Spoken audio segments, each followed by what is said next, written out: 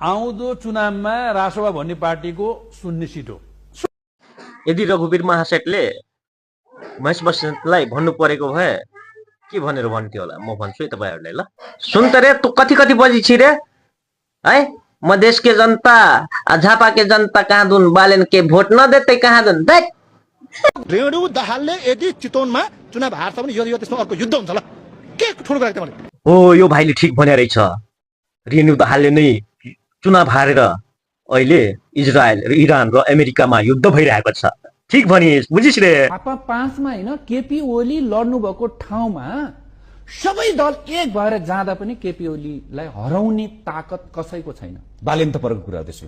बालन त फरक कुरो, उहाँको त जमानत जफत हुन्छ, लेखेर राख्नुस्, जमानत जफत गराइदिन्छु उहाँ। त हराउन सक्दैनस्, कस्तो हराउन सक्दैन त? एकचोटि सोच आफै, जब बालेनसँग केपी ओली 50,000 मतले हारिहाल्यो, आज त जटा भन्छस् 4वटा पार्टी 5वटा पार्टी मुला तेरो भविष्यमा नि जाने। रासोपा त कुनै प्रतिस्पर्धी दलै होइन, हेर्नुहोस्। यसलाई त म मान्दिनँ। यो त उही फेसबुकमा मात्रै प्रतिस्पर्धा हो। गुगलमा राप्रपासँग प्रतिस्पर्धा छ र भूगोलमा छैन। ओ, यसले ठिक भन्यो। रासोपा कहाँ दल हो त? रासोपा ढुङ्गा हो, ठुलो चट्टान चट्टान ढुङ्गा। दल भनेको हाम्रो मैथलीमा के भन्छ बुझिस्? महेश बस्नेत हाम्रो मैथलीमा भन्छ त्यसलाई, दललाई ढेपा।